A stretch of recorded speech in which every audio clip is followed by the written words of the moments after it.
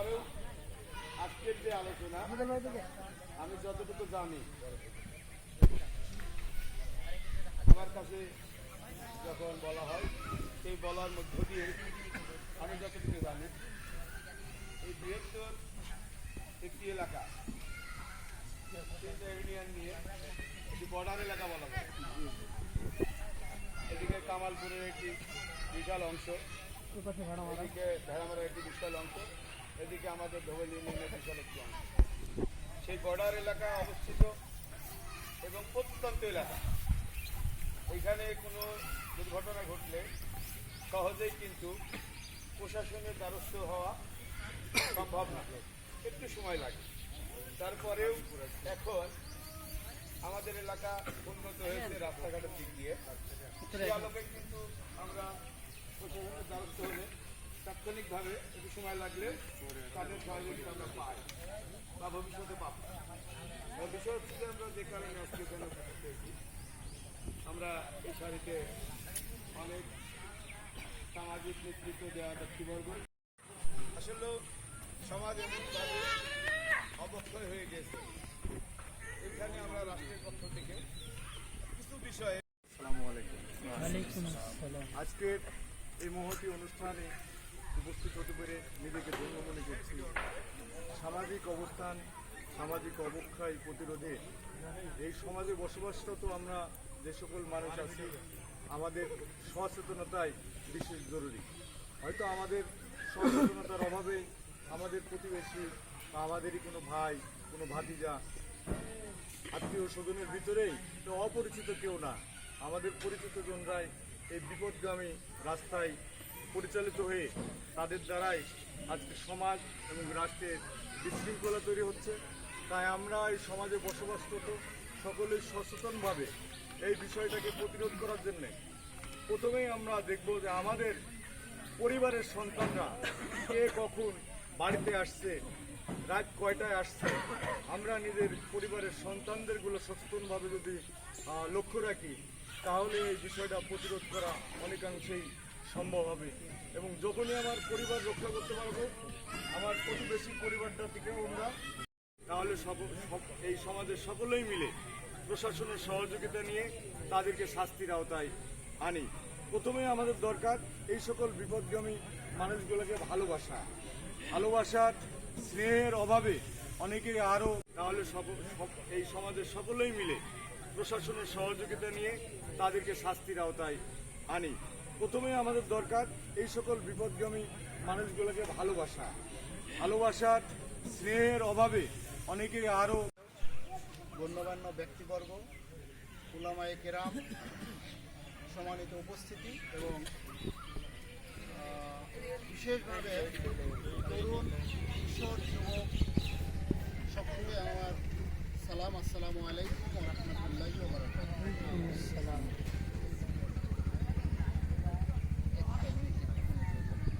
সাধারণত এই জাতীয় প্রোগ্রাম কম হয় গ্রামের পক্ষ থেকে, এবং বিভিন্ন দলের রাজনৈতিক নেতৃবৃন্দ, বিভিন্ন সামাজিক নেতৃবৃন্দ, সমাজের বিভিন্ন পেশা মানুষ, যুবকদের সঙ্গে করে আপনারা একত্রিত হয়ে সমাজের সবচেয়ে বড় ব্যাধি, এর জন্য যে আপনারা প্রতিরোধের জন্য এই অনুষ্ঠানে আয়োজন করেছেন, এই জন্য আলহামদুলিল্লাহ আপনাদের যারা এই আয়োজন করেছেন তাদের প্রতি আমি বিশেষভাবে কৃতজ্ঞতা প্রকাশ করছি। এরকম আয়োজন সাধারণত কমই হয়ে থাকে, তাই না? তো সম্মানিত ভাইরা, আমি এই যুবকদেরকে একটু অনুরোধ করছি একটু আগায় আসার জন্য। যুবকদের, ছেলেদের ছাত্র পড়াশোনা করে, তো মূলত নেশাগ্রস্ত যারা হয় তারা কিন্তু এমনি একদিনে হয়, একদিনে কি হয়, এই নেশার জগতে যারা চলে যায়, সেটা ছোট থেকে, অল্প থেকে, শুরু থেকে আস্তে আস্তে আস্তে আস্তে তারা কিন্তু বড় ধরনের একটা পর্যায়ে চলে যায়। চলে যাওয়ার পরে তখন ওই সমাজের, ওই পরিবারের আর কিছুই করার থাকে না।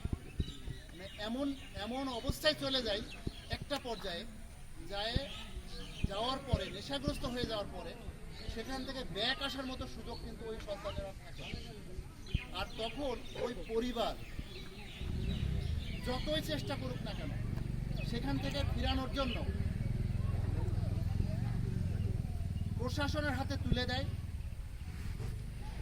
এমনকি পিতা সন্তানের জন্য, মাতা সন্তানের জন্য ওই থানায় গিয়ে ওসি সাহেবের কাছে একটা অভিযোগ করে যে আমার সন্তানটাকে বাঁচানোর জন্য প্রয়োজনে ওই 2 মাস হাজতে রাখেন, আপনি যে কোনোভাবে ব্যবস্থা করেন যাতে ছেলেটা নেশার থেকে ফিরে আসে।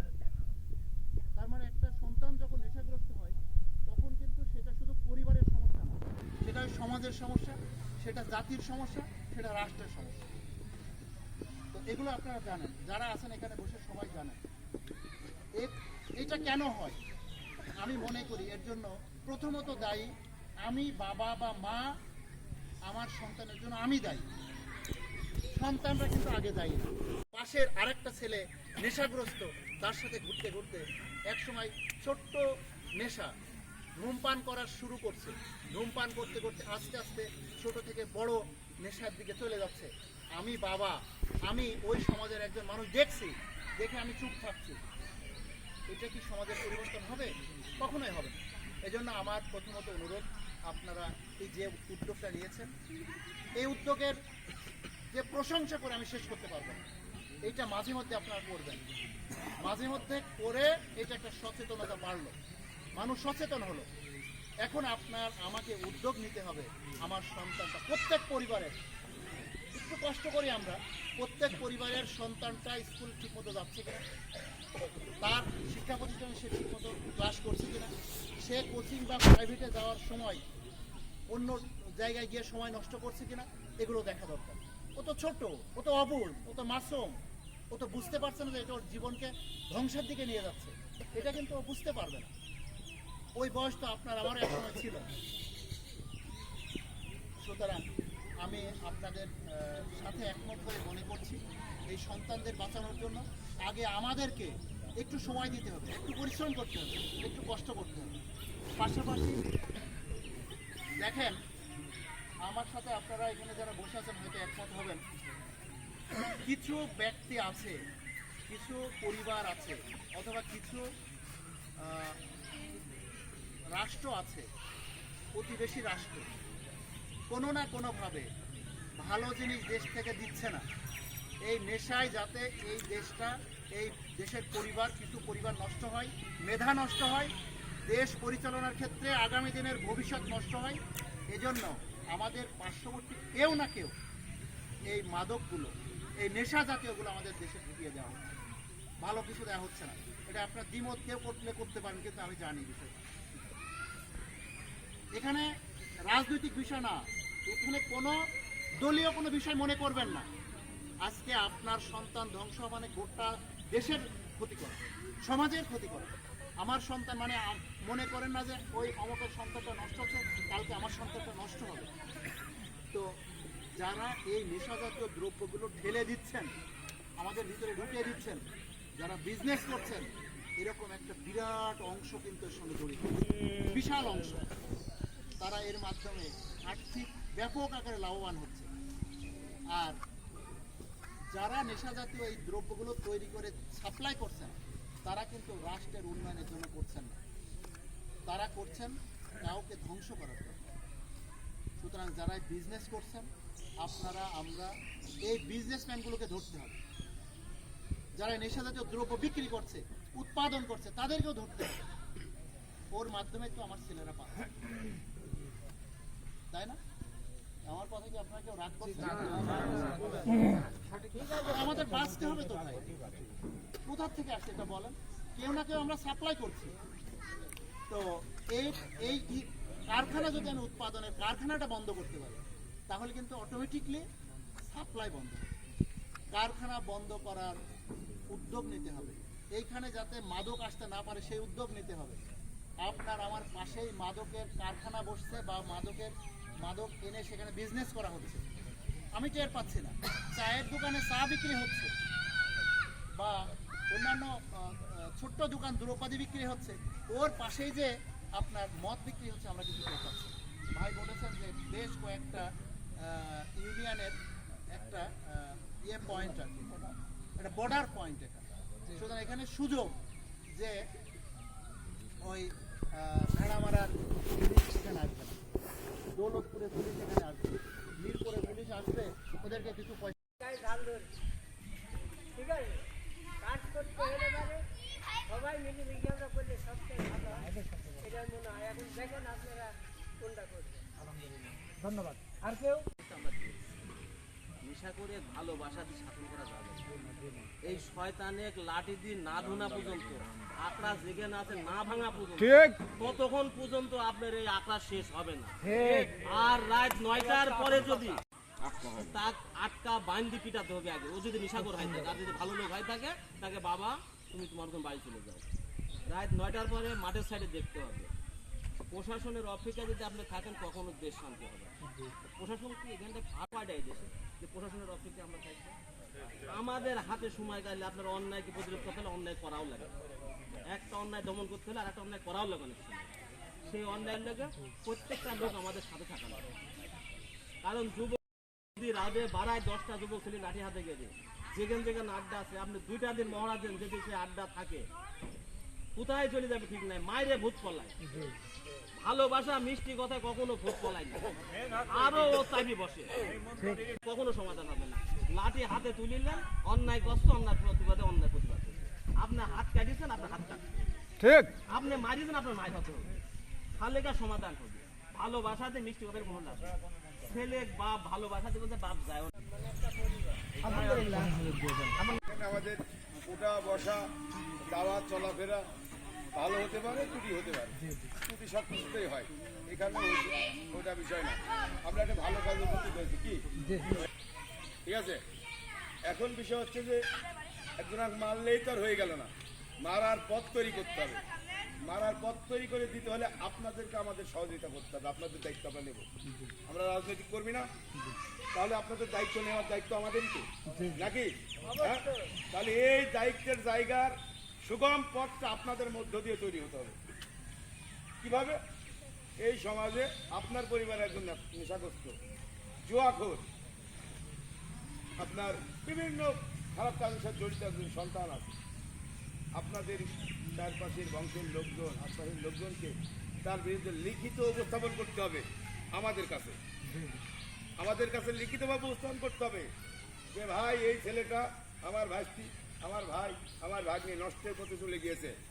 এই যে লিখিত অভিযোগ আপনার কাছে দায়ের করলাম, আমরা যারা রাজনৈতিক ব্যক্তিবর্গ আছি, আপনার আইনগতভাবে ব্যবস্থা নেওয়ার ব্যবস্থা করেন। আমরা অবশ্যই প্রশাসনের কথা বলে তার বিরুদ্ধে ব্যবস্থা নেওয়ার জন্য অগ্রসর হব। নচেত অযথা হানাহানির মধ্যে গেলে কিন্তু এটা ভালো কোনো পথ নয়, ভালো কোনো রাস্তা নয়, সেটা করা যায়। আপনার ঐক্যবদ্ধ হন, আপনার 100 জন মানুষ একটা মানুষের বিরুদ্ধে অবস্থান নেন, নেওয়া যায় না? এটা সাংঘাতিক একটা খারাপের দিক চলে যেতে পারে। সেটা ওই 100 জনের মধ্যে 50 জনকে আবার ঘুরে দাঁড়াবেন। যে এইভাবে না করে এইভাবে করলে ভালো হতো না? আমি একটা ছোট উদাহরণ দিই। আমার ভাগ্নি, সবাই চিনবেন, আমার ভাগ্নি মামাতো বোনের ছেলে, রাস্তা দিয়ে গেলেই মানুষের দিক তাকালেই ওনার ট্যাপ থেকে হাতের বাইর করে মেরে দিত। এই ইমন চকির মাস্টারের ছেলে, চেনেন না?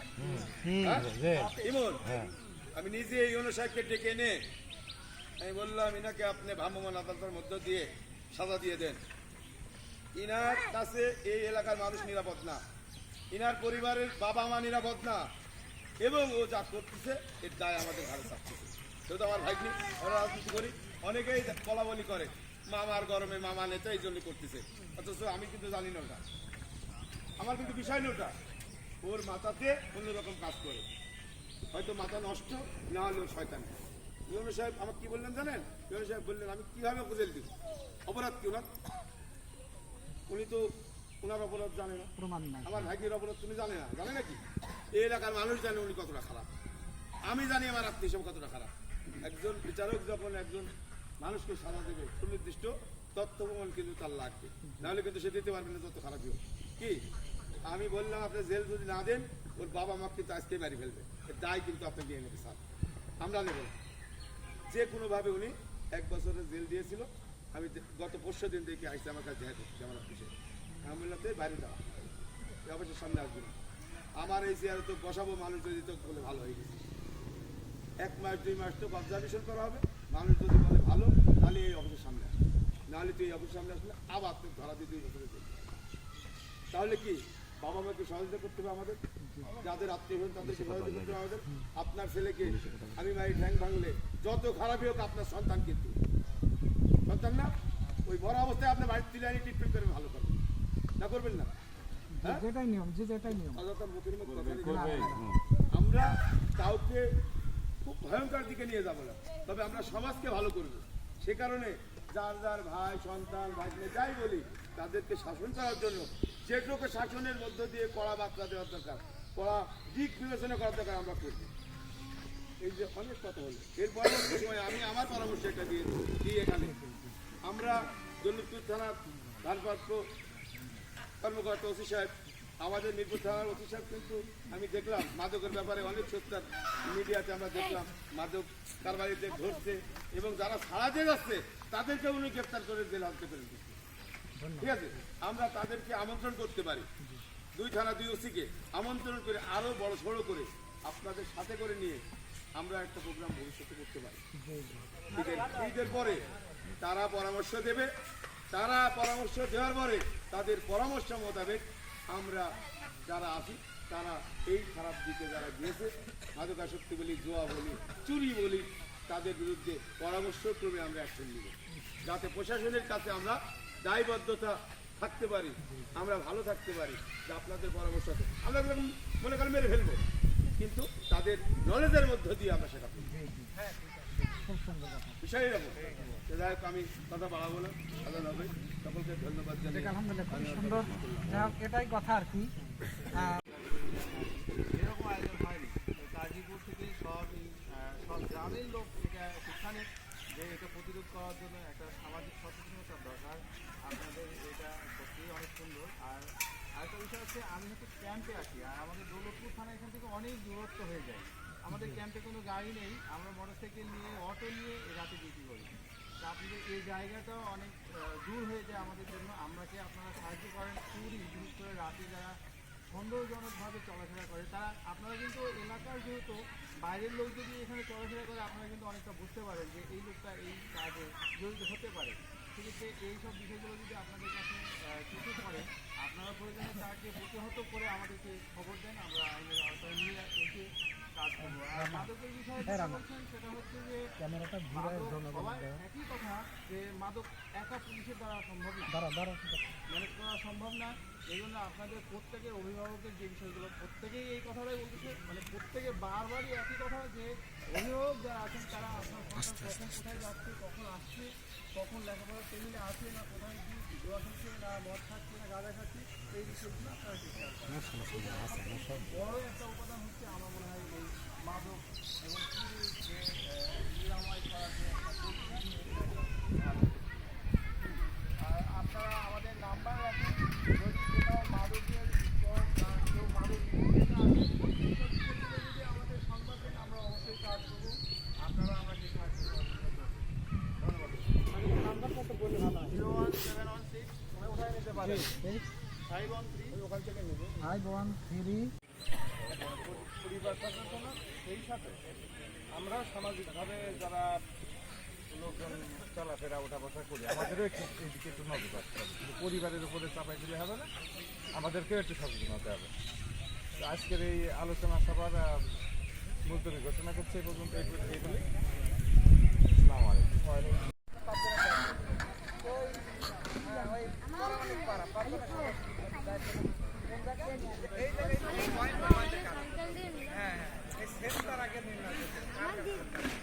কোন বাড়ি লাগো? এই বাড়ি। উঠে ক্লাম